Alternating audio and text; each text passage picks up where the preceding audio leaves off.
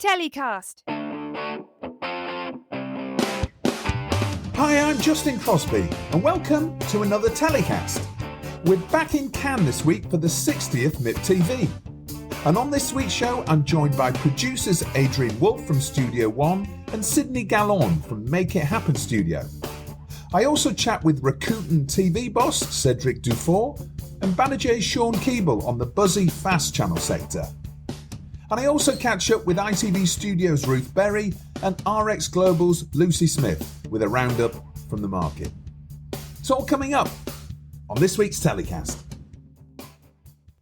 So we're here on the beach, just off the Croisette in Cannes, which is a very salubrious surroundings, and I'm joined by Adrian Woolfe from Studio One, CEO of Studio One. Adrian, nice to see you. Very nice to see you. Nice to be here. There's worse places to be on a Monday afternoon, aren't there? This is very true. The sun's out, and you can probably hear some of the waves rolling in the background. So, Adrian, what we often like to do on this show is talk a little bit to people's backgrounds, and you've got a really interesting background when it comes to the world of TV. You were originally a presenter, weren't you? I was. I started out as a presenter on Top of the Pops, the BBC's long-running weekly music show, and I did that actually while I was doing my final year of university. So I started fairly young, and that was my first job in TV. Not a bad first job in TV at all. I was very lucky. That's amazing. Obviously, your experience includes Cellar Door. Many people will know you from Cellar Door, and you were part of the original creative team that developed Who Wants to Be a Millionaire, which is obviously one of those mega brands that everybody knows and loves. Tell us a little bit about your journey within Cellar Door and the development and the work that you did on Millionaire. So I actually joined Cellar Door at the end of 1996, a long time ago, as head of development. So my job was actually to oversee the development of new ideas. But when I joined, there was a format that already existed, so I can take no credit for having been involved in the creation of the format itself. And that was a show called Cash Mountain that I then renamed Who Wants to Be a Millionaire. And obviously it became one of the most successful shows of all time, and it was the entertainment format that really created the global format market as we know today. But back then, it actually was not an easy show to sell. And in fact, it took 3 years to get it sold to ITV. And my now business partner, and I know we'll come on to talk about Studio One, my now business partner, Claudia Rosenkrantz, was the commissioner at ITV who bought Millionaire. And so when we started, Cellar Door was a very small company. We made 2 or 3 big primetime entertainment shows a year, primarily for the UK market. We had no international experience whatsoever. Hadn't set foot outside of the UK in terms of making shows. But on the back of the success of the first series, which you may remember was actually an overnight success. It was very unusual. It was stripped over 10 nights. It became an event in the schedule. I had actually been charged with launching it in the UK because, again, I don't know if you remember this, but the way we funded the prize fund back then was through premium rate phone lines, which it was, again, groundbreaking, had never been done before, but the budget for the show couldn't sustain the prize fund. So we had to find a way of funding that, and that was through premium rate phone lines, and I was charged with marketing it. So we had a lot of attention on that very first series, which brought in a very big audience. Marketing is one of those things that people often don't think about when it comes to shows, but it's really important now, but it was important back then too. And then on the back of that first series, I was charged with how might we commercialize this asset that we'd created, that we owned. We were very lucky. Cellar Door owned the IP 100%. And rather than doing what most companies would do when they've got no prior experience in something, which is to license to someone who knows better, we decided not to do that. And we kept it in-house, and we started a new company called Cellar Door International, which I grew from the ground up from its inception. And over the course of about 3 or 4 years, I built a team across different disciplines of format licensing, consumer products, marketing, digital. And we're talking, just to contextualize here, we're talking 1998, the very beginning of the internet. Mad to say, right? But the beginning of the internet, the beginning of mobile.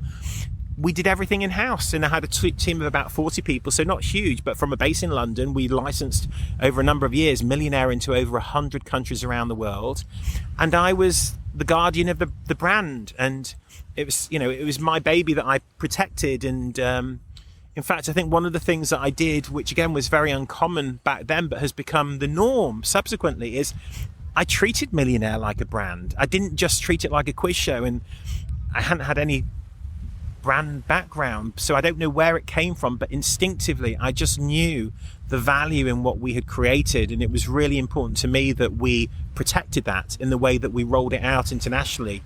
As you'll have seen over the years, meant the set was the same everywhere, the logo, the music, the lighting, all those key elements, because we felt, not through any arrogance, but we had literally spent 3 years finessing this format, and we felt that it couldn't be bettered.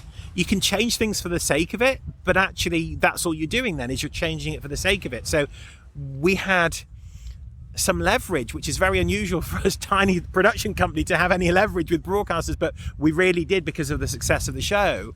And I think that's one of the things that contributed to it having the longevity that it's had over all these years, is the way that we actually did roll it out and the way we protected it. And, that's sort of the blueprint and the model for what we're doing now. Well, there's lots of, I think, parallels today, the importance of IP, original IP generation, and there's nobody that know much more about formats and TV formats than you. So I'm interested to talk about Studio One, your new business, or not that new, but tell us about Studio One, how it came together and the shows that you've been making up to this point.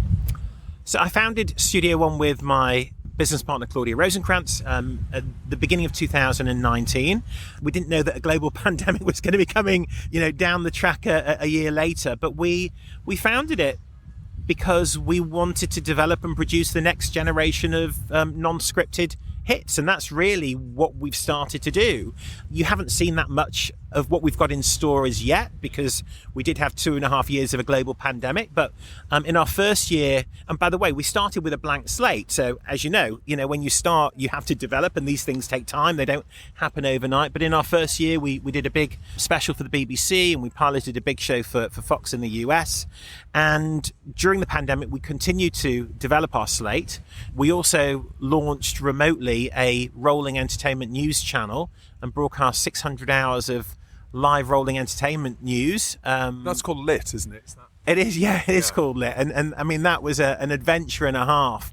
We had 3 hosts in 3 different US cities, holed up in lockdown like the rest of the world. We built a master control room in London, and we broadcast live 3 hours a day for basically for a year, which was mad and lots of fun. But we continued to develop the Studio One slate, and I'm excited to say that now we are starting to put deals together, and we have got across the range of non-scripted, so quiz, reality, shiny floor, game.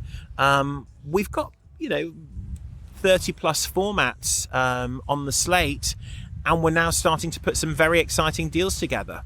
Well, coming up to MIPTV today, and you're pitching your new slate, and you've got some quiz shows fronted by Kevin Bacon and Rob Rinder as well, which is fantastic. Tell us about those.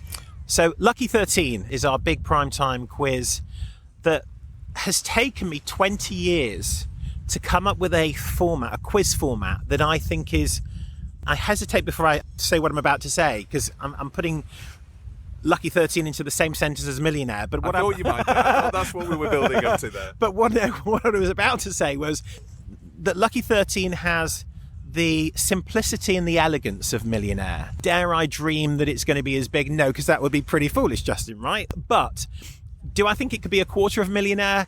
I absolutely do, and I would take a quarter of Millionaire any day of the week. But what it has at its core a very, very simple format. And let's not forget, Millionaire, the format is 15 questions, was 3 lifelines, now 4, and that's it. 15 multiple choice questions, 3 lifelines.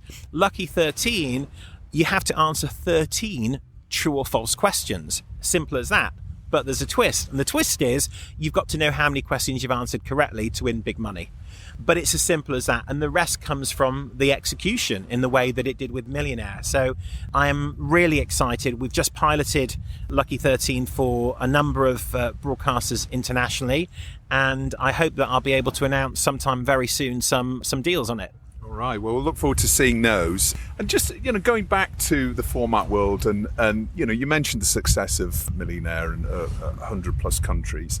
I think we've seen a decline in mega formats, haven't we, in the past few years? And only really, I suppose, The Traitors and Masked Singer have really started to sort of roll out in the same sort of way that Millionaire did. But why do you think that we've not seen that sort of international success? Obviously, we've got The Voice and various others, but do you think that success can ever be replicated again in today's market? I think it can. I don't know why we haven't seen more formats travel in the way that Millionaire did, because the beauty of a format is you get it right in one country and you should be able to replicate it as long as you make it relevant to local cultures, local audiences. You should be able to translate that into lots and lots of countries. More difficult with reality than a more controlled format like a studio-based, very formatted show like a quiz, for example.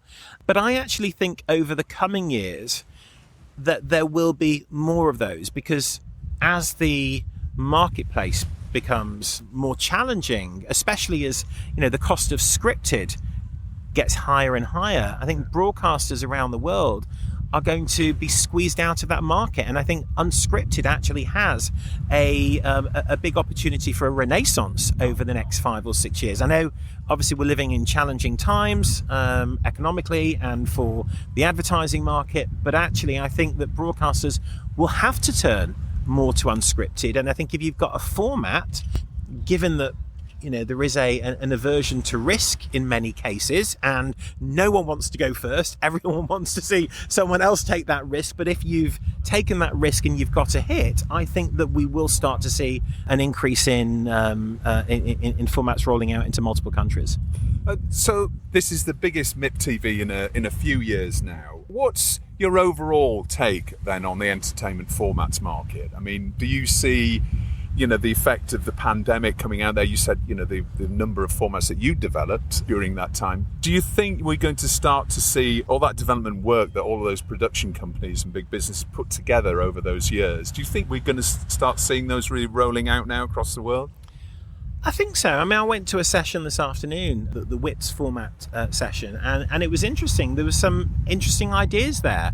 And obviously, it's going to be those that succeed that rise to the top and that will roll out into most countries. But I was actually encouraged by some of the formats that have come from markets that we don't normally or haven't historically seen them originate from. It used to be that it was the US or it was the UK in particular, or perhaps the Netherlands and maybe Sweden. Maybe Israel once or twice as well. Over the last 10-15 years, absolutely Israel, but more recently South Korea, because that's where the Masked Singer came from. But there were other countries that actually didn't get a look in, and I think now what we're going to see is more of a democratization. I don't think it matters where a format originates. If it works and you can show the ratings, then I think that format has a chance of being seen to audiences all over the world. All right. Well, thank you very much indeed for your time, Adrian. It's been great to chat with you in this such a nice environment as well. So likewise. I wish you all the best for the market, and we'll be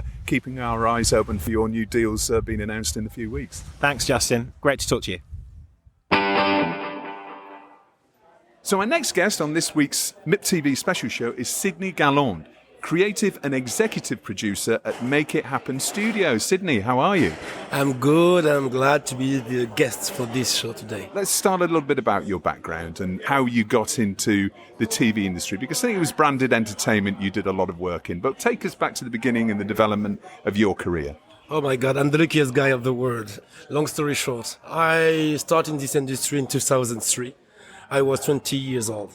I'm a former military because my goal just to save my life, and because we were a very poor family, I decided to do everything to become a foreign legionnaire. And when I understood that I would kill people, I decided to quit A Foreign Legionnaire? Yes. And I moved to Paris because I come from Paris. Originally, I was born in Paris, but I had a very big trouble with my family. My father tried to kill me, and we have been hiding in south of France, in Toulouse. And 20 years after, I came back to Paris as a receptionist for Canal+. And I started in this industry as a receptionist for Canal+. And 5 years after, I became a producer. And during this 2003 to 2008, I did a lot of things. Real TV, clip, musical clip. I did advertising. But in each, role, I have been an assistant, I have been a PA, I have been a casting director, managing director, and at the end I landed as the writer, and after I became a producer. So just to explain a little bit about this, when you have nothing, every single experience will be positive. And when I arrived in Paris, I met a very famous host called Emmanuel Shaun, and this guy was looking for someone to do to introduce people. And I said, I'm the good guy because I'm a good talker. And he said, okay, let's do it. And when you are a receptionist, every people who try to call the company goes through you. So you can understand very quickly how the business works. And I said, okay, how can I use this? And I use this to make myself become bigger and bigger because I said, oh my God, it's like a dream. I can do this job and people will pay me to dream. I have to do everything to be part of this industry.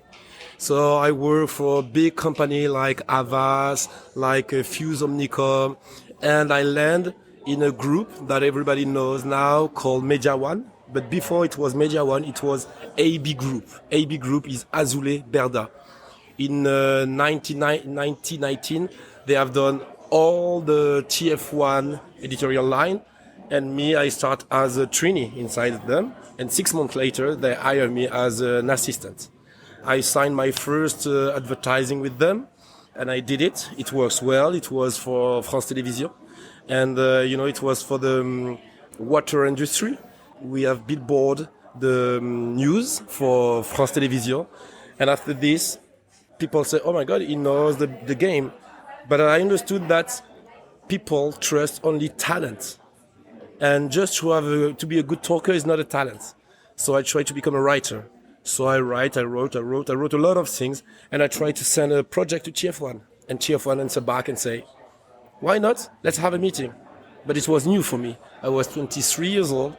And so I set up an appointment with a drama producer inside AB Group called Jean-Pierre Dufuor. And he said, let's do the meeting together. And when we did the meeting, it was someone that the market knows, Takis Candilis. And Takis Candilis said, oh, okay, why not? We can do this project. So they put an option on the project. And so Tetra Media Studio, which is, again, a big company in the French drama industry, and AB Group, they hire me as a writer. I did this for 6 months, and after this, the project fell apart. But the producer, Jean-Pierre Dufuor, said, I love the way you are working and you are creating projects. And so at this period of time, Channel 6, M6 in France, a very famous host called Valérie Damido were looking for a drama series. She was doing factual, not non-factual, and now the channel asked to Jean-Pierre Dufuor, who are looking for a project for her because she wants to be an actress. So I wrote something, and Channel 6 said, oh my God, it's exactly what we want. And I signed this project. It was on 2008, and my producer said, you will produce it. I produced it, and it has been a hit for Channel 6. And my producer life starts with this very old-fashioned project, but very good project. Just to explain a little bit about this project, the title of the project was Victoire Bono. This woman was a social assistant, and she was helping kids, to grow up and to avoid, to get off from the family.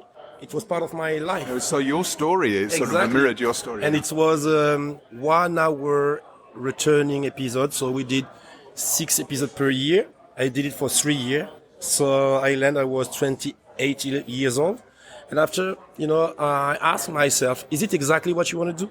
I was so happy and proud to be a producer. But I love to say, we know more than a viewer what you want to watch. But me, it is not exactly what I would love to watch. So I decided to try to do something that I deeply believe that it is the next move for me as a producer, as a drama producer. And I was a big fan of Guillaume Canet and also of Harlan Coben.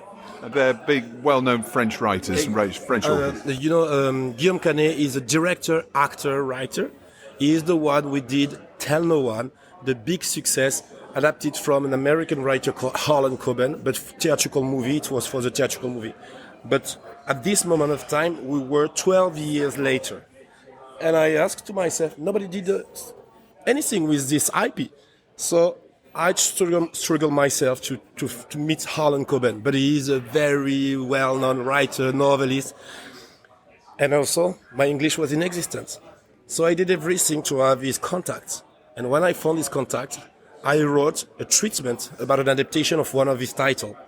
And I decided to send it to him and to go directly to TF1 and to say, you know what? I know Harlan Coben, and he is okay to set up a drama series with me. And they say, are you sure he's okay, Sydney? Okay.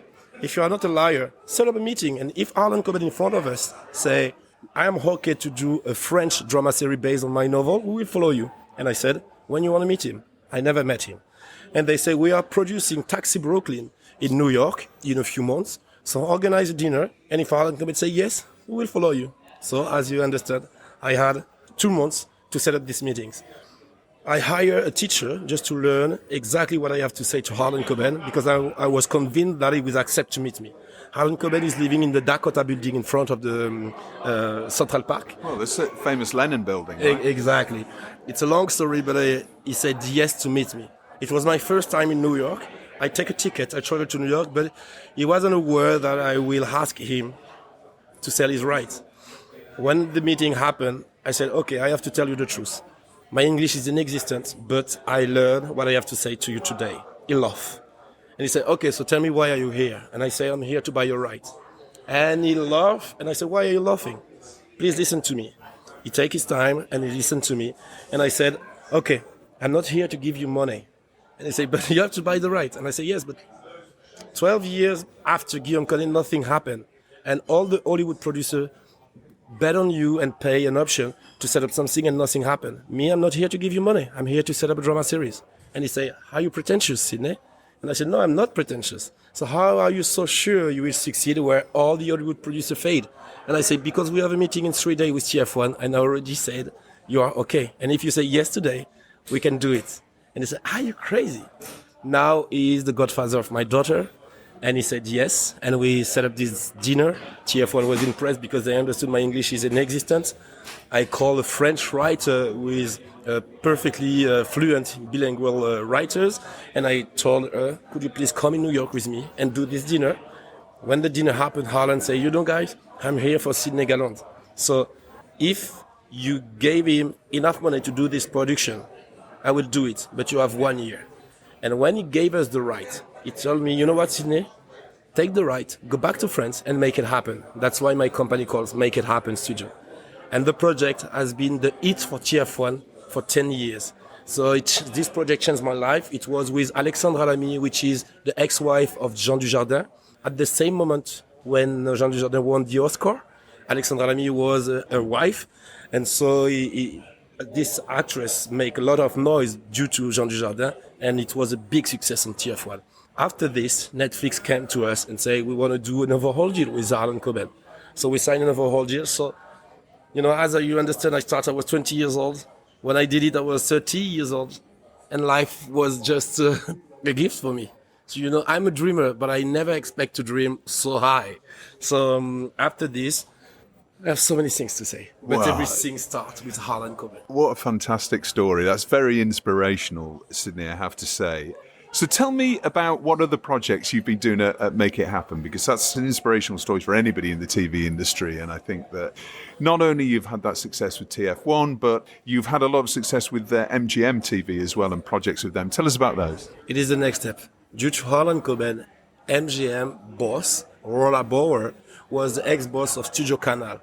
And when she heard about my story about Harlan Coben, she wants me to introduce her to Harlan Coben, and she did with Red in UK. She did the second Harlan Coben adaptation. Right. And it has been a success with Nicola Schindler. And after, they hire Rolla Bauer, head of MGM. And so all those years after, she came back to me and said, okay, Sine, now it's time to tag and to do things together. I spent 10 years in this company called AB Group, so Azulé, JLA Production. But after my success with Harlan Coben, I decided to become an indie producer. So a financial partner called Natixis, they came to me and say, okay, we bet on you, we give you the money just to become an independent producer.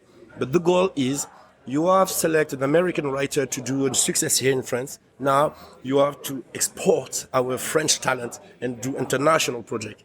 Due to Harlan Coben, I speak English, so it was doable. But I know I'm well known in France, but I'm nobody in the global market. But with MGM on my side, I could be somewhere. So with Rollabore, we decided to tag and to do a first look deal agreement. And we did two different shows. One show is based on a very famous French writer called Guillaume Musso. And he is the number one best-selling writer in France. All his novels are sold in 52 countries, and he sold maybe 1.2 million copies per novel, so it's very successful. And with MGM, we did it for ITV-X, for ITV in UK, for RAI, ZDF, France Télévisions, and it has been released last September, and the title is The Réunion. The French title is La Jeune Fille et la Nuit. After this novel, I was developing a project with Zanthropa called Last Light, with Nantes and TF1, and MGM said, Sydney, where are you with this project? I was in the middle of a nightmare, because I had 1 million gap on this project, and also I was looking for the lead actor. MGM said, okay, if we did a buyout of this project, we can struggle to make this project an American project and find a home in the US. I sold the project to them, and so they brought a showrunner, they brought NBC Peacock, and we did it with Matthew Fox. It was the first time that Matthew Fox came back after Lost, the drama series Lost, and we did also with Joe Frogart, so with an amazing casting. It was my first English-speaking series, but not as the delegate producer. For this time as an executive producer and a non-writing executive producer. And this project is currently on Amazon, on Peacock, on Nantes, on NBC in the Middle East. It is a project about the theory of domino theory. Because European, we are oil dependent. And we were talking about the fact that if something happened with oil, all the energy and all the supplies could collapse. And so the story is about a family who has been separated because when this event starts, some of the members was in different territory, and the first decision was to close the border and to say now we have to stop all things we are using oil. So it's a ecological thriller. So with The Réunion and Last Light, it was my first two pan-European production. Thanks to this, MGM, in the middle of our discussion, has been bought by Amazon. So now my relation is not only with MGM, is with Amazon. And so we have announced last MIPCOM one of the projects we are developing called Eugène Bullard. And Eugène Bullard, it's a real story about the first black fly fighter who were son of a slave, who have fought for World War I, who have set up the jazz club in Montmartre in France, and also fight for World War II, and has been decorated of the War Cross, and also became French. And Charles de Gaulle said, this guy is a real American French fighter. And it's a big biopic that we are currently developing with Amazon and MGM. Wow, how exciting. Now, you're one of the very few black drama producers in France, and what do you think more can be done? Because your story is amazing. What else do you think that French industry, and in fact the international drama industry, can do to bring in more diverse talent? As I said, I start as a trainee. We have to open our industry, to new talent, but diverse talent. We have to force us just to allow a different point of view, different, origin of talent. Because the thing is, as me, for example, I was thinking that it is not allowed for me to be part of this industry. And that's why I'm so happy that you asked me this question and you're interviewing me, because I want to say everything is doable, even if you are black, even if you are Chinese, even if you are from Middle East. The only thing is work, train, and be good. The thing is, but we have to open the door. So even if we have to force some of the producer or broadcaster to have a part of their production with, diversity. Let's do it. But I think it is the only solution. It is like for the equity for women on screen, women directing. I think it is the same thing for diversity. It's not because we want them to have more chance than the other. It's because it's already less. There is less chance. So we have to show that we want, because it's positive for the industry, because we want to represent all of the viewers, and there is very good idea from this kind of talent. So that's, I think the only solution is just to, by law, to say you have to have a piece of your order coming from diversity talent, or you have to tag with professional, experimented producer talent, and you have to tell them to attract, talent from diversity. One of the other projects that you're involved with, which I'm really excited about because I'm a Leeds United fan, all my life. And this is a project that features Eric Cantona. So tell us about that one. The title is Colossus. Colossus, because I'm a rugby player too. And one of my captain, when we were young, has been abused during his 6 years old to his 12 years old by the husband of his cousin. And the subject is about, even if you are a colossus, this kind of things can happen. And usually it's happened in the family. And Eric Cantona is playing my friend. And it's because my friend wrote a novel about, and he set up an association just to help kids to have a free talk about the fact that you are not a victim, you are a survivor, and now the fear has to change board. And the subject of Eric Cantona, first of all, Eric Cantona is known all around the world as a tough guy. And even if he is a tough guy, he could be a victim or a survivor. So the subject is about this. So we see Eric Cantona to be face of someone who make him remember himself when he was a kid. And the kids in front of him said, "You want me to talk? Have you talked?" And Eric Cantona said, "No, I never talked. If you talk, I talk." So he decided to accuse the husband of his cousin. And so the kids say, "Okay, I will talk." And so the subject is how, even if it's 30 years after, it's important just to help people to have a free talk and to understood that they are survivor. There is no shame to say, "I have been abused." The shame is the guy who abused you. It's a 1-hour film movie for TV, for TF1, and it will be released on May 4th. It's super important for me because first, it's a true story about one of my friends, and secondly, if one or two kids in front of his TV can talk to his family or to someone about something who happened to him, I would have done my job. Good luck with that. It's currently going around various festivals, isn't it? I think. Yes, a lot of festivals, and also we have a screening with the government. Each time when we do a screening, we have some people who decide to talk to us. So we have done our job. But most of everything, why Eric Cantona is part of it?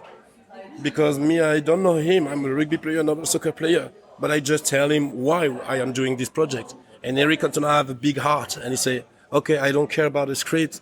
Just because of the subject, I want to be part." And when he read the script, he say, "Oh my God, it's a good script also." Fantastic. Just finally, Sydney, because I know you're extremely busy here, but you're here for Cannes Series, aren't you? Yes. Albin Levy set up something very interesting called Cannes Series Connection. So he is inviting a bunch of producer, distributor in the same room for 2 days. And we are doing some round table, and we talk about the industry. The goal is just to set up a bridge between all the producers all around the world. So during Cannes Series, we are doing screenings, we are talking about the evolution of our industry and also about France. Because we want people to know, even if we are late in France, late is good, because so many things can be done. So we are presenting our way of working, our law, and also our skills, because a lot of French talents now are keen to work for the global audience. And thanks to Cannes Series, for me it is my third session. There is so many projects who has been created through those meetings. I think it's a very good way to be different than Cerimania. Because Cerimania, you are here just to have a sort of competition and to hear some broadcaster, but here you are part of the event. So that's a new way of doing a festival, I think. All right. Well, Sydney, thank you for being so generous with your time. I think Make It Happen Studio is certainly a business to watch on the international stage in the coming years. I wish you all the very best of success. So thank you for your time. Thank you very much. And if I can say a last word, thanks to Harlan Coben to have said yes. That's a good note to finish on. Thank you, Sydney. My pleasure. My pleasure. So my next guest on this week's MIPTV special show is Cedric Dufuor, CEO and President of Rakuten TV. Cedric, hello, how are you? Hello, I'm fine. How are you? I'm very well. I'm doing that whole running up and down the Croisette to hotels and meetings in the Palais. So it's that kind of buzz that you get, which is always good fun about MIPTV. You've just arrived, right? Yeah, I've just arrived. It's the very beginning for me. Right, okay. But I know you've got a packed seminar schedule, you're speaking at the Fast and Global Summit, and lots of other things as well. So what I'm really interested in, and I think our audience will be as well, is just to get an understanding of Rakuten TV's origins. It's obviously one of the foremost digital streaming platforms that's available through TVOD and AVOD and SVOD in Spain, I know you have. But tell us a little bit about how the business developed and how it's grown and evolved. So we started 12 years ago in Spain with a very small TVOD service just for Spain. And now we have a TVOD, AVOD, and FAST service across 43 countries in Europe.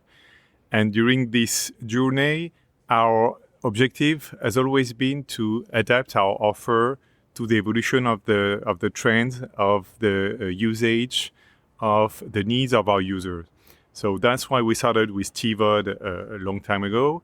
Then, as you mentioned, we launched a SVOD service mainly in Spain. And because of the new trend of AVOD and FAST since 2019, we decided to launch this very quickly. We are still a small company, so very agile and very flexible. So in 6 months, we decided to launch AVOD and FAST business. We were quite pioneer in Europe at that moment. And now we are present in these 43 countries with more than 500 FAST channels across the countries, with 100 owned and operated channels. Okay, and they are specifically programmed for each different territory? Absolutely. We have, I would say, half. 50% of the content is global content and 50% is localized. That means in the language of the country, with also content of the country, with French movie in France. And that's why we need to have, not in the 43 countries, but I would say in top 15, we have local people in each country to make sure that, to feel the trend of the country, and also to make sure that we have the relevant content in each country. Yeah, I'd like to return to that in a second because I think original programming and original commissioning of content is a really interesting future perhaps for fast space. But in the meantime, tell us a little bit about your channel distribution. What's the strategy of your channel distribution up to this point, and where are you going next with getting Rakuten TV in front of consumers? So first of all, the DNA of Rakuten TV is cinema. It was our claim was cinema at home when we launched this service 12 years ago. So the main channel we distribute ourselves are cinema channel with different genres. So we have Rakuten TV drama, we have Rakuten TV family, romance, etc., etc. We have also documentaries, sport documentaries, and mainly with Rakuten Originals. And we can announce today that last week we launched series channel also, and it is the first time we entered in this world of series channel. We launched a real series in UK last week with reality shows, TV reality shows in UK, and very famous ones. And we also launched crime series in several countries in Europe. So with a different approach compared to what we used to do at Rakuten. So this is our own and operated channel, and we are also distributing other channels like BBC, like Euronews, like The Guardian and other channels. But these are third-party channels. So the idea in each country is to have a mix between own and operated channel and also third-party channels to make sure that the content we provide match the needs of our users. Thinking about FAST specifically, it's on everybody's lips at the moment in the industry, and that's why MIPTV has got a FAST and Global Summit dedicated to this fast-growing area of content distribution. We've obviously seen the US having the lion's share of success because of the way that the US market is organized. Essentially, cord cutting is coming through and lots of budget pressures when it comes to cost of living crisis, etc. How do you see the FAST market developing in other territories around the world? Because obviously there's a lot more free TV. Yes, and with quality content also in this free TV, so it's difficult to compete with our fast market. But first of all, you're right. I think that we are feeling the same impression than in the US with this fatigue of people having too many subscriptions and paying too much. So this is the first, even if it's less obvious than in the US, it's coming progressively in Europe. The second topic is that because of the increase of cost of living and inflation, having free content is something more and more important. And the good thing is that the studios also allow us to have better and better content available on the AVOD and FAST section. There is more audience because the content we are showing is qualitative content, which was maybe not the case 4 years ago when we started with AVOD. But now I think that everybody understands that it's a sustainable model. We can monetize it. So there is good content. The audience is growing. The advertisers understand also that it's a good way to target their audience. So there is a way to monetize, to pay the studio, and then it's the virtual circle we are progressively building. So I think that it will keep on growing in the coming years. And how are you finding the dual challenge of a cost of living crisis, but also advertising downturn when it comes to the whole media industry as a whole? Because that is a major challenge to everybody, right? Yes, we are quite lucky because the digital TV inventory is quite popular and the advertisers are keen to invest on this and to transfer part of their budget from traditional TV to connected TV. First of all, because it allows them to reach some people that they cannot reach in traditional TV because they don't watch traditional TV anymore, especially the young people. And also because the way advertising is perceived in connected TV is better perceived than in traditional TV. Because it's more addressable, essentially. It's more addressable, more targeted, because we get data that we can use to make sure that the advertising is targeted. So it's good for the users because it's better perceived by the users. It's good also for the advertisers because they are sure that the advertising be relevant, and it's good also for us because we can better monetize this inventory compared to traditional TV. So even if there is this threat on the global ad business, I think that the connected TV part is still growing. We've seen recently lots of big distribution companies launching their own fast channels, like Fremantle. I think they've got over 100, and Banijay moving very much into that space. So how do you differentiate yourself? Because there are so much content out there for free. And, you know, your brand has been established for a number of years. How do you differentiate yourself and how do you build that relationship with consumers? Because you're in a direct-to-consumer business as opposed to B2B. Well, you're in the B2B business as well, but you also have that direct-to-consumer is a key part of your marketing. So that's a very important topic, and I think it will be even more important in the coming years, where we will see profusion of content, probably too much content, too many channels. We really need to find a differentiation compared to others. So first of all, our first differentiation at Rakuten TV is that our AVOD and FAST offer is just part of our value proposition, because we also had this TVOD value proposition for our users. So our promise is to tell to our users that you can stay on our platform, on the same platform, and one day you can watch the latest Avatar, which was released last week, and the day after, a free movie that you're going to watch with your kids, for example. So it's just part of our value proposition.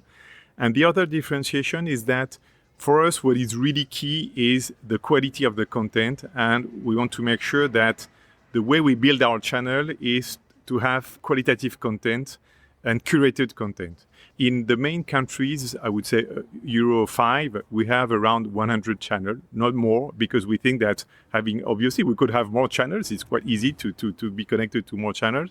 but it wouldn't make sense because it's too difficult for the users to find what they want to watch. So we insist a lot on the quality of the content, and we really want that people go to Rakuten TV because they trust us, because they trust the brand.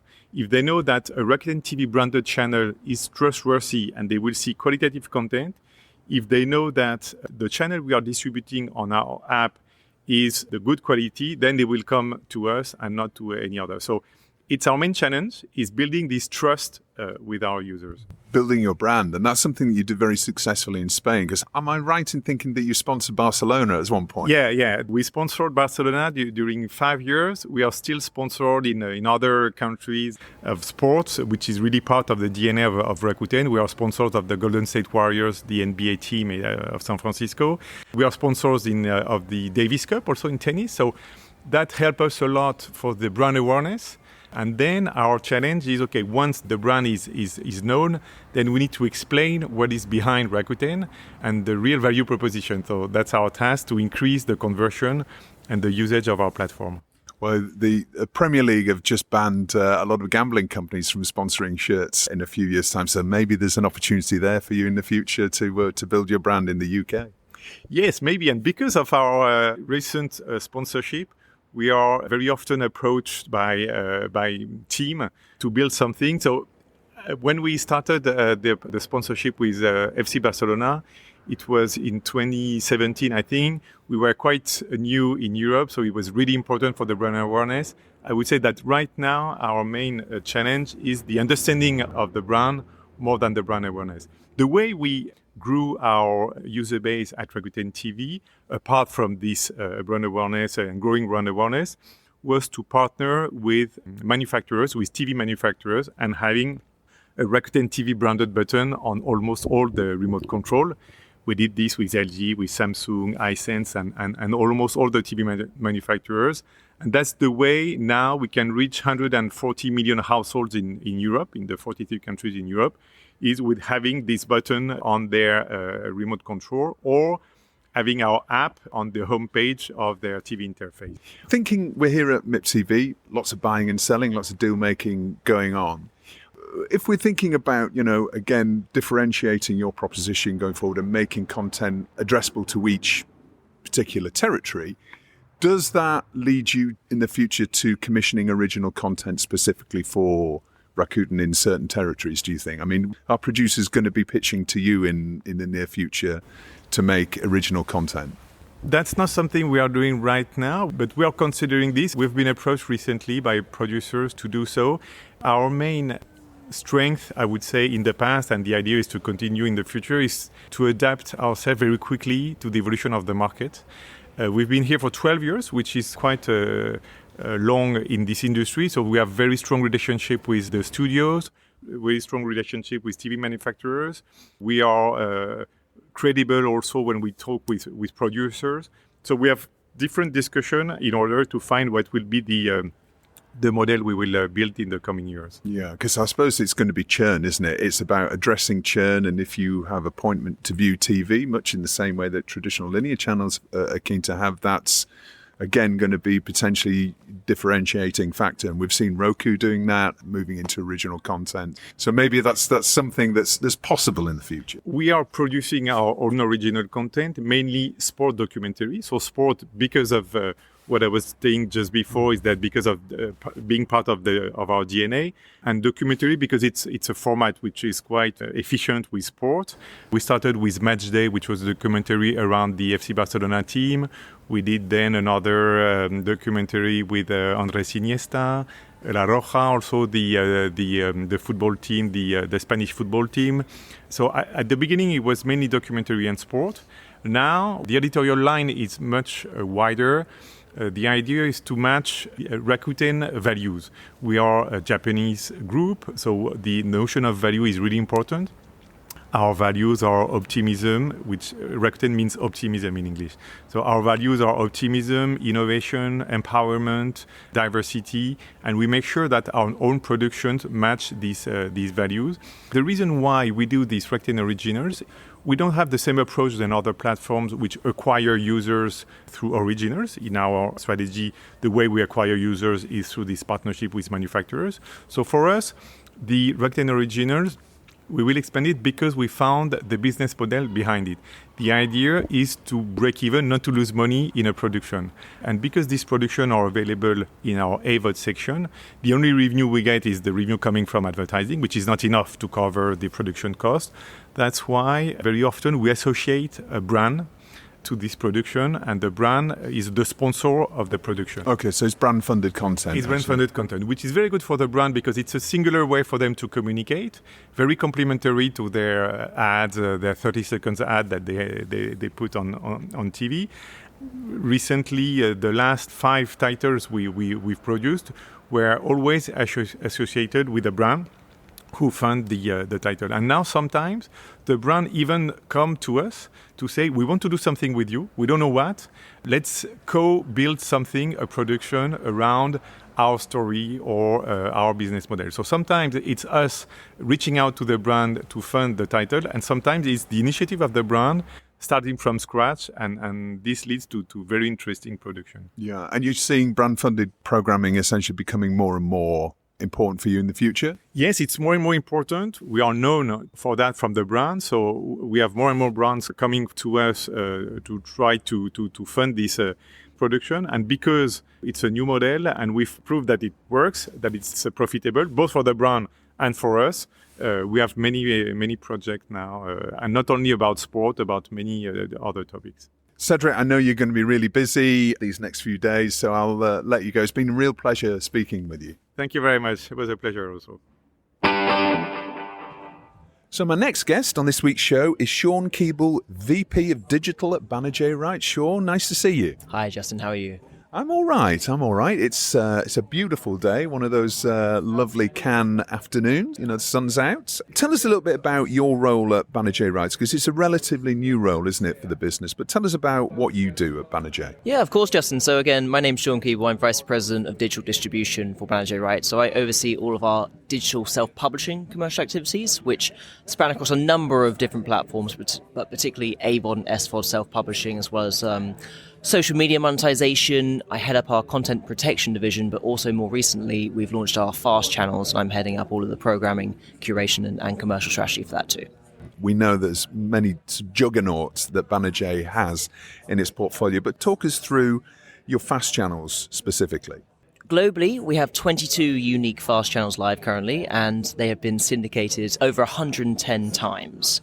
So what we've currently got in the portfolio is a mixture of both single IP-led FAST channels and also aggregate-based channels. I would say 75% of our FAST channels are single IP-led, and they're really focusing on our non-scripted, long-running game shows or reality shows. So very rich formats including Deal or No Deal, Survivor, The Biggest Loser, Fear Factor, and such. So we've got 22 unique FAST channels globally currently across the major platforms and territories. So the United States, Canada, the UK, Australia, New Zealand, and also across Germany and Latin America.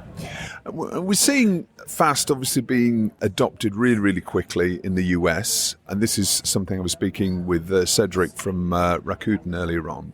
How do you see the FAST business expanding into Europe and the rest of the world? Where do you see the biggest opportunity? Well, I think absolutely I echo Cedric's point of the US and North America being a key market for FAST currently. I think that's really to do with hardware penetration as well as also cord cutting and, of course, the advertising maturity of the market, allowing for good returns on investment. But I think here in Europe, we have key focuses on the United Kingdom, the UK, and also Germany as a key focus on FAST. And I think as well, whilst the footprint is evolving and developing, I think being led by some of the more public broadcasters launching FAST channels across their own services, so ITV, for example, here in the UK, launching channels on ITVX, I think it's becoming more accessible to a consumer, but I think there's also a bit of a brand awareness piece for the consumers to understand the fast model and obviously where and how they can consume. So you launched a channel called Horizons relatively recently. Tell us a bit about that and what kind of content features and why that's different. Yeah, absolutely. So again, this really goes into the play of launching aggregate-based fast channels. So with the catalogue now spanning over 160,000 hours of content, we're starting to really delve into, outside of single IP, what would be next for us, what would make a most perfect sense in terms of evolution. So we launched Horizons, and we strapped that also powered by Banijay as a way to also get the brand recognition in direct-to-consumer space. But for us, Horizons is a place for our UK entertainment catalogue, and it really is leveraging some of those flagship IP, including Location, 8 out of 10 Cats, Benidorm, Mr. Bean. And for us, it's a great opportunity to curate that content in a more traditional fashion in terms of traditional linear playout. We're scheduling on the clock, we are day parting, and we're really looking at ways to leverage content in a marketable way as well with the platform. So we're really trying to drive in tune in, but also at the same time keep to the mantra of having a lean back viewing experience. So ensuring content, of course, is programmed accordingly in terms of day parts, but also in terms of the data collected as well. How does advertising work on that channel? Do you have your own ad sales team? No, not currently. Banijay do not have an ad sales team. So we're currently depending on platforms or facilitators to sell the advertising around the content. Data is one of the key, I suppose, benefits of launching a fast channel. And I'm interested to know the data that you're seeing. I mean, obviously, it's still relatively early days for Horizons, but obviously the rest of the portfolio that you have of fast channels. What's the data telling you, and how is that informing how you move forward as a business? Because presumably you can use that data not only for development of what's working particularly well with consumers in particular territories, but also potentially sales on the linear side as well. Tell us about how you're utilising it. Again, I think from a perspective of distribution, we really see fast as an incremental distribution avenue, but we do recognise that there is valuable data given back by those platforms that allow. So of course, when we're thinking about fast, there is a big topic around CDN usage and who is retaining CDN. Tell us what CDN is, just for those who don't know. Of course, so that really is to do with the streaming data being collected. So it could be controlled by a platform, it could be controlled by a facilitator, it could be controlled by the content operator itself. And that's really going to allow you to tap into the audience data. It will also give you the viewership of hours and minutes data across your channels and across the portfolio. So for that content and those channels where we do retain that data, of course, we're using that not only for programming decision-making, but also from a commercial decision-making perspective as well. So data, of course, is very key to us. And I think when we're thinking about, obviously, wider decision-making and commercial proposals, of course, our hope here is, and our view is, fast is incremental. It's driving potentially new awareness to a format that may not be currently in commission. So what we might want to do there is, of course, give that information to our local sales team. But again, this goes back to the point of when we're thinking about our fast channel curation, we're doing that alongside our local sales teams in market. So leveraging the content that we know has already, had a really good run, either the first or second window. Now, going direct to consumer with a channel like Horizons, and of course all your others as well, that's a new skill set, isn't it, for a distribution business that's traditionally focused on business to business. Now you're in direct to consumer market. How are you going to stand out from the crowd? Because we've seen so many fast channels being launched on almost a daily basis. How are you going to differentiate yourself to the others, and how are you going to let consumers know about it? Our belief is, again, content will lead that conversation, and we're really hoping to cut through with our rich IP that we're focusing on. I think with Horizons, again, that is a content-driven channel where any marketing opportunity will really focus around those key tentpole programming highlights that we're creating, and also leveraging our social media bases too. So having a footprint on those social media platforms with either dedicated single IP social media pages or using our owned and operated pages to cross-promote is something that I think is very key and important for those entering the fast space. It's working with the platforms on an on-platform basis to work out if there's any marketing synergies that could be made to get your channel recognized higher in an EPG or on a home screen on the platform, but also leveraging any off-platform owned and operated social media platform or presences that you may have as a company. You were also talking on the Fast and Global Summit here at MIPTV. Tell us about what your panel discussion was about. What were the key insights for people who didn't make it? Of course. So I joined the stage with Jennifer Batty from Samsung TV Plus, and the key focus was around content and curation. And I think across the fast space, again, as you mentioned, Justin, there is an influx of fast channels which are really hitting the market on almost a daily basis. So it's, I think, our views were how to stand out, how to cut through, and also what's next. And it could be the question of currently commercial models are really based upon non-exclusivity and syndication, which for a content distributor like ourselves, it's certainly something that we have to bear in mind in terms of return on investment, because of course we'll be wearing costs to launch these fast channels. But there is certainly the question of, from a platform perspective, is it now time to start thinking more about exclusivity? And if there is exclusivity, what does that look like in terms of either curation of channels, channel offerings, or even original content? But again, from our view, those commercial models would have to reflect either by way of license fees or different funding models. The next question is obviously original content. Do you see a time when you'll be creating Horizon Originals, for example? I think it's certainly something to discuss further, and again, where it makes commercial sense. I think with the depth of the catalogue, of course, we can continue offering programming using the finished tape, but whether there's a conversation around original content or exclusive content to amplify or to highlight or complement an existing fast channel is certainly something that could be explored, at a future stage. We're seeing lots of broadcast as well going into creating social video exclusive content as well, and building in channels and channel brands in that. Is that something, we're talking about fast now, but is that something that is under your remit as well, developing original content for social perhaps in the future? I think certainly as a distributor, we continue to manage all of our social media pages, but in those sort of conversations, it could be production led and obviously a decision made about what makes the most commercial sense. Yeah. Okay. Shaun, thank you so much for joining me. It's been great to chat with you. It's a fascinating topic and the hot topic, I think, at this MIPTV. Good luck with Horizon and everything else that you've got under the Banijay stable. So all the best. Thanks for joining me. Thanks so much, Justin. Most appreciated. So I'm here with Ruth Berry from ITV Studios. We're just off stage for Ruth's Media Mastermind keynote session, which was really fascinating. So it'd be great to catch up on a few of the things you were discussing, Ruth. First of all, congratulations on your new role. Tell us a bit about that. Oh, thank you very much. So absolutely. I think so. What we've done is brought together the formats and the finished programming businesses to create a singular sort of multi-genre, multi-brand and multi-dimensional sort of commercial powerhouse really at the heart of the studio's business.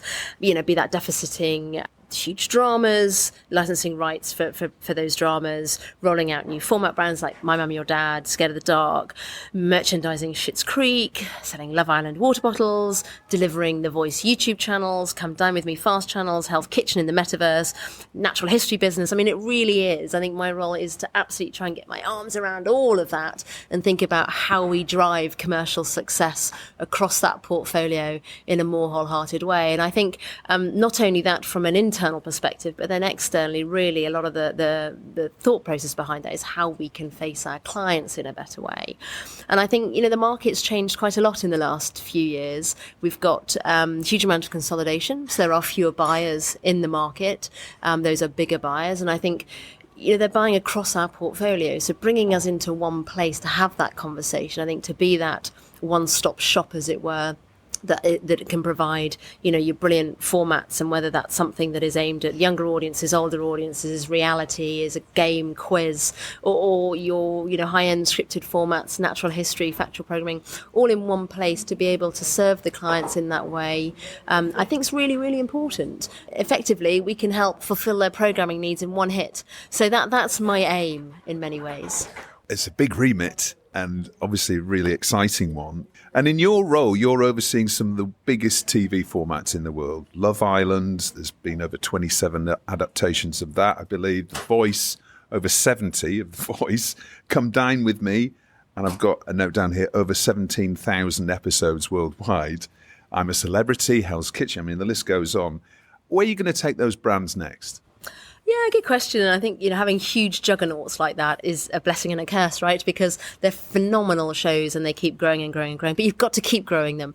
And I think what we've been really successful at is doing that. I mean, like you mentioned The Voice and over 70 versions and there are more, and I think we keep going. We've just added The Voice Generations. The Voice is currently on air on NBC in the US and doing extremely well. They still punch through as shows. I'm a Celebrity season 9 has just launched in Australia with a launch to over a million viewers, plus phenomenal numbers on BVOD, which is becoming an increasingly important measure of success for our buyers, as I'm sure you're aware. And I think that was a 76% increase on the launch last year. So I think it's about having those great brands, but also about making sure that they are still living, breathing and growing across the world. It's really, really important. And then, of course, in addition to that, is bringing the new brands through and having that level of creative renewal, which, is absolutely a key focus for us. I think the third layer on top is how we extend those brands. So, you take The Voice, for example. When that first started, and we're in cycle 23 in the US now, we've been going for years. There wasn't a metaverse. Social media was sort of probably in its infancy. So how we reach broader audiences, how we get our shows out to new audiences, particularly younger ones who aren't looking at EPGs, that aren't reading Radio Times and seeing what they're going to watch, is how we extend those brands into social media. We've created a metaverse world for The Voice, which is really exciting. You can do a Bush Tucker trial in I'm a Celebrity on Fortnite. I think Hell's Kitchen's gone into the Sandbox metaverse, and I think we're looking at how we extend these brands to where our audiences are to keep them live and kicking. Now, you mentioned one of the new formats, Scared of the Dark, and we saw a clip of it in your Media Mastermind session. Tell us a bit about that. That's just launched in the UK, hasn't it? And you're starting to hopefully roll that out internationally. Yeah, absolutely. So it launched on Channel 4. So it was created and produced by Multi-Story Media, who's an ITV Studios label in the UK. And it's just genius. I'm so excited about it because it looks and feels so unique in many ways. So essentially, they've taken a group of celebrities and put them into a pitch black bunker where they can't even see their hands in front of their face. They live, sleep, eat, perform challenges within that space. And it's fascinating because not only is it a psychological challenge to live in the dark, which, I don't think anyone actually has been documented to living in the dark for as many as 8 days, which they will do. So there's a huge sort of piece around that. But when people can't see each other, or you think someone can't see you, what we've really found is this amazing warmth of just facial expressions, reactions and engagement with each other, where they open up, tell each other stories and create real sort of friendships. And it's quite emotional. There's fear, there's a huge amount of humour. I think at its heart, actually, it is very, very funny. Which we didn't expect. It is way funnier than we expected, but also it's really quite emotional. It's brilliant. I'm pretty addicted to it, actually. I love it. Who would know that sensory deprivation could be so entertaining and revealing, I think. And as you say, it is really funny because you've got Gaza in there, you've got Chris Eubank, Nicola Adams, you've got an amazing range of celebs as well. We'll put a clip in the episode description so you can have a look at the show. You touched on technology a little while ago. I'm really interested to just press you a bit on FAST and AVOD and understand where you're going as a business at ITV Studios in this area, because everybody's talking about the FAST and Global Summit here today. Seems to be the buzzword of the market. Tell us what moves you're making in this area. Yep, I think it's important to be in the space for sure, and it's one of the fastest growing new areas and new revenue models for our business. I think there's some really interesting dynamics about Fast and AVOD as well. It's an extension of the ecosystem of long form and short form programming that we license into, linear, non-linear through pay, free. And I think what we're finding is, particularly with 90,000 hours of content in our catalogue, is how do you bring that to audiences? And we've relied on a B2B market forever, really, up until now. And Fast and AVOD is enabling us to publish content ourselves and go in this sort of B2C direction. So we are unearthing huge volumes of content, Hell's Kitchen episodes and running Fast channels, which we've launched in various markets now. Come Dine with Me. We've got various channels that we've launched around our older catalogue on the non-scripted side, so Our Life, Our Worlds, Our History. We have over 100 million subscribers to The Voice YouTube channel. So I think, we can now go out and reach audiences, monetize content in a different way, and that's got to be an exciting position for distribution businesses that have sat more as a B2B business. And I think it brings us far closer to the audiences and data. And we've relied on third parties to give us that data. And for the last few years, that's been harder because the streamers don't share that information. So we've lost sight of how our content is connecting with audiences. But as we move closer in a fast AVOD world, we're starting to learn a lot and can really see the demographics, the times, how long, all sorts of usage data that I think ultimately we hope can influence more of our business decisions going forward. And this is about putting IP and content right at the centre of a digital ecosystem, isn't it? It's something that Evan Shapiro touched on in his keynote a couple of days ago, which was all about how does your IP and how does your brand sit amongst all of this, because it's about the attention economy. And you mentioned Fortnite, obviously huge viewing figures on Fortnite and lots of different platforms, Twitch. They're all competing for attention of the viewer. And it's about developing strategies to address all of those wherever people are viewing content. Absolutely. I think ecosystem's the right word. And, that makes that world more complicated again. But I think we've been saying that for a while now in distribution with windowing and all those sorts of things. And this is another extension to that. And it's becoming more meaningful from a revenue perspective, because bear in mind, it's still small in comparison to a lot of our other business, but we are starting to find that we can generate fees on content in Fast and AVOD now that does exceed some of the fees we were licensing things for before. So I think we're starting to see small indications of just how meaningful, that growth area is. But it is an ecosystem, and even when you add in layering of exclusivity and things like that on top of it, and I think Evan talked a little bit about, where exclusivity might come into Fast and AVOD channels, and at the moment it is very much a non-exclusive world. So I think we've got an evolution to come in that space. And presumably that's going to be original content launching on Fast. I mean, do you see that?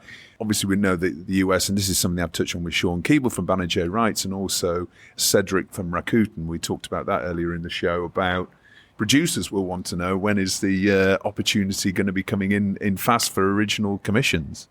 They do. And I think I would love it to come sooner rather than later. And I think that some markets have got a big enough advertising business that can start to sustain production costs. They're low, but I think we will get there. And I think that's where this sort of B2C business is interesting, because when we can look at the advertising revenue around the content as well, and normally a Samsung or whoever may well sell that inventory, but if there's an ability to own more of that inventory yourself, take control of your destiny a bit more, look at what brand partnerships we can create, and look at how we can use that shelf space, I think there's lots of exciting things to come.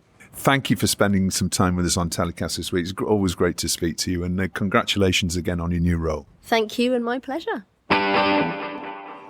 So to wrap up our MIPTV special show, I'm here with Lucy Smith from RX Global, of course. Lucy, how are you? I am very well. Very tired, but very well. Thank you, Justin. How are you? And I'm great. The sun's shining. It's been beautiful weather all week. It's not always like this, but when it does come out, there aren't many better places, are there? Yeah, no, I agree. It's been an amazing buzz, and I'm hearing a lot of people talking about FOMO when they're posting all of their socials about what's been going on here. Yeah. And in the sunshine, which helps. I mean, that's the bliss of being in Cannes and giving that unique experience. So we always do this every market. It'd be good to know the numbers, know what have been the highlights, what's worked really, really well. give people who haven't been a bit of an insight into this week at MIPTV. Oh, okay. We'll be kind of announcing the final numbers tomorrow, but we do, I give you a first sort of heads up. We're likely to be at 1,000 people more than last year, physically here in Cannes, which obviously I think for a second year, having just relaunched after a long break and a reformatting, is a pretty good and vibrant market ahead of us. So we've been getting some great feedback. I think the importance of having all of the territories back. So we've ended up with 86 different countries here. And that, I think, is something that we really do get a lot of great conversations just about how important it is to discover the new content coming out of the different territories. I think I was hearing London screenings recently, the big two formats that were being talked about. I think one was from Holland and one from Belgium. They're not all coming from necessarily sort of the UK and the US anymore. So I think the importance of that global presence is there. And we saw a lot of Asian companies with stands, and also Turkey. A lot of Turkish companies seem to have quite a high presence this year. Yeah, it's been wonderful to welcome all of our Turkish distributors and many producers back. They weren't present at MIPTV last year due to COVID. They're all back in a big way, and we kind of, the overall result kind of confirms and reaffirms the position of MIPTV as the second biggest international content market in the world after the big brother, sister, whatever you want to call it, of MIPCOM. And Fast and Global Summit was debuted here earlier today. That seemed to be standing room only. That was obviously a good piece of programming from your team there. Yeah, no, exactly. We got on that pretty quickly. We did something very small at MIPCOM, but we had big ambitions to bring in a lot of companies and new companies to talk about Fast. It was effectively standing room only. We built out new space in the -1, our new boulevard space, which has been extremely successful, I have to say. I was just reading, unfortunately, I don't get to sit through and learn all of it, but I was reading, they released the new top 10 countries in terms of Fast, and the fastest growing, newest of those territories, Australia. So, a lot of news coming out of it. That was really good. And you mentioned MIPCOM. Can you give us any sort of tantalising snippets about MIPCOM? Anything we can talk about right now? Yeah, sure. MIPCOM Cannes is the mother of all entertainment content markets, as we have really started talking about it. It's all of the major sort of big studios and production companies and distributors are already, most of them are signed up. We'll have a lot of big sort of tents and presence outside, as we did last year, but probably a little more. We actually will be opening up the new premium exhibition space and moving Producers Hub that we opened at MIPCOM onto the beach, so that we can use that space for some more exhibiting companies, just because we just literally don't have enough. We don't have enough space for everyone otherwise. And the fact of, we've all been hearing here a lot about the fact that there's more of the third-party content deals are back as a big topic, and we heard that whether it would be on stage from people like Anna Marsh at Studio Canal or Evan Shapiro or Ruth Berry. It's, everyone's talking about that, really important. We will also actually do Fast and Global, let's call it MIPCOM edition, and do a lot more, because we really could not cater to the demand, frankly, for everyone asking about wanting to be involved in the Fast program and get involved in sponsoring stuff. So we'll be extending that. And that's a new audience, isn't it, essentially, for MIPTV and for MIPCOM, who perhaps... I think we've seen Fast operators over the past few years, but the numbers now are just, seem to have skyrocketed. Yeah, no, I agree. There's a lot of new actors. There's also a lot of the, distributors who also have a lot of catalogue that they want to be launching Fast channels with. So we have a mix of kind of usual suspects, let's say, but where they've all got people heading up their Fast initiatives, and then a lot of great companies involved, like, Amagi and Whirl and Otera and many others who, some of them are new. We saw a tent on the outside of the Palais just last MIPCOM was Samsung TV Plus, and the whole, conversations. Again, here, Evan Shapiro, who's been an absolute blast while we've been here, because he's really been rallying the cry not to be only on about... Challenging the industry. Oh, thank you, yes. Challenging the industry to say it's not only about, linear versus streaming, it's really about also, connected TV, and it's going to be hugely important to talk about that in a bigger way. And I think that the connected TV players are going to become more important to us as well.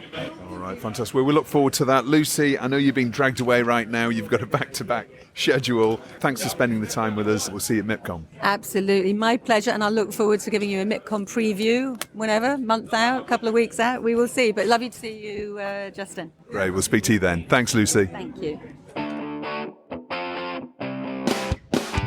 Well, that's about it from me for another week. TellyCast was edited by Ian Chambers and recorded in Cannes. Next week's guest is Roku's Tom Price, so be sure to tune in for that. Until then, stay safe.